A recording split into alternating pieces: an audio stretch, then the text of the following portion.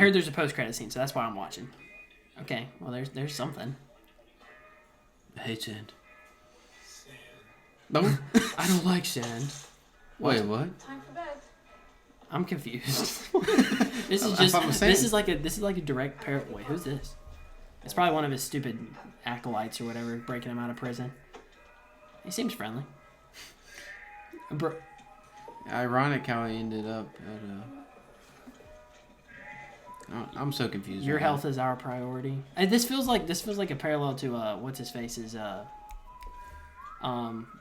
ward, psych ward. Yeah. Okay, well there's somebody dead. Someone breaking him out? Yeah. What? What's going on? This feels very. Wait, is that? No, ain't no way. This feels very Kingpin, and that can't be James Wesley because he's dead.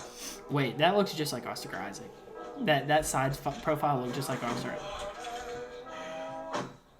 I wonder even.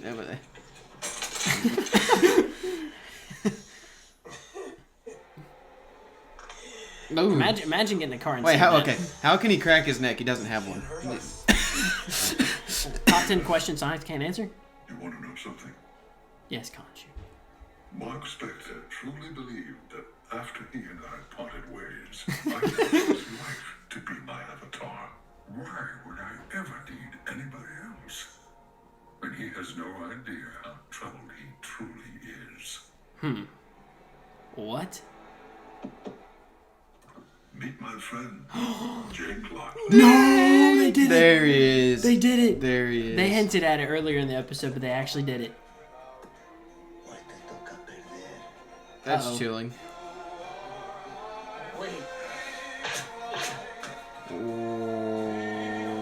What?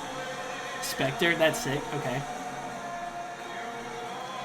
Dang, bro. That feels very akin to the end of Agent Carter. Boom, you looking for this? Dude, wow. So for anybody that doesn't know, Jake Lockley, we've been talking about him before. Yeah, I think it was like episode 3 when we started to suspect that there was a third alter. You know, the whole. So you probably clicked on this video wondering who is Jake Lockley, and he's the alter from the comics, right? That's like the guy that gets the job done no matter what. He's ruthless. Yeah, it would appear from that in the show, obviously, like. Every single time that Mark or Steven was threatened. Yeah, so now that's confirmed too. Mostly Mark though. Every time Mark blacked out, Jake Lockley took over because I guess by extension Steven would be blocked out too. Yeah, I think it's because usually when Jake Lockley takes over, they're in a pinch. Yeah. And usually they get in a pinch when Mark's fighting. And you can actually see it earlier in the episode that Mark's pinned on the ground as Moon Knight. His mask is off. Harrow's got the staff. He's like draining his energy with the powers of, with the staff. Yeah, right when you think all hope is lost. Yeah, I know. Literally, I was like, what are they gonna do here? Like, if he dies again, like, man, poor man's died twice in his own show. Yeah, I thought he was gonna die again because I was thinking, what are they gonna do? Because Layla's pinned to the car. Scarlet Scarab, by the way, but she's pinned to the car, and then it goes, and I'm like.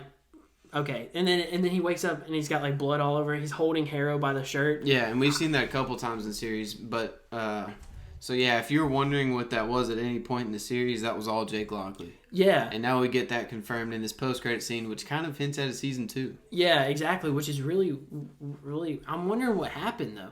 So whenever when we left off, Mark and Steven were completely in control. They were fine. Like they didn't mind switching with each other. With each other. And so how did Jake take over?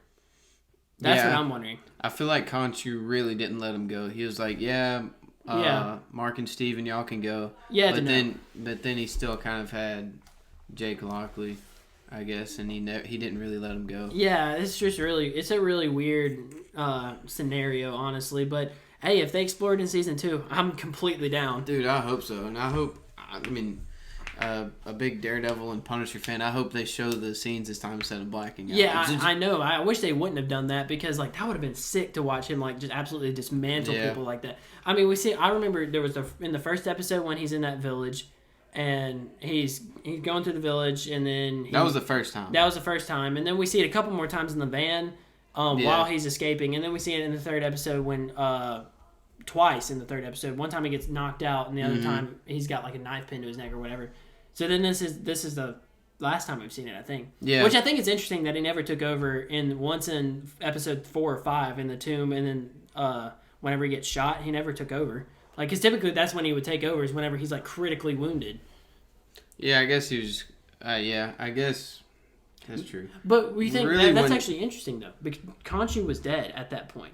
So maybe Khonshu does have something to do with Jake. Like maybe only Jake Lockley has power when Khonshu is alive. Yeah, that could be. We were talking about that earlier. Like if Mark and Steven, they obviously had to search with Tawedit, and to get their hearts aligned or whatever. Yeah. How did they not have to involve Jake Lockley? Yeah. Maybe he is some kind of external alter, kind of created. Not so much created, but like, fostered. Like he could have been there. Fostered by Khonshu. But he's been fostered by Khonshu this entire time. That's a good point. But ultimately, we don't know. I mean, I guess in the comics you can look for an explanation, but as Disney Plus and Marvel Studios is not going to always stick, to the comics. But I'm glad they. I'm glad they brought him in. Yeah, for sure. That's sick, man. But I mean, that's our interpretation of the post credit scene. I think it's pretty straightforward. But thank you guys for watching. For sure, let us know what you think of Moon Knight, what you think of the post credit scene, and we'll see you in the next one.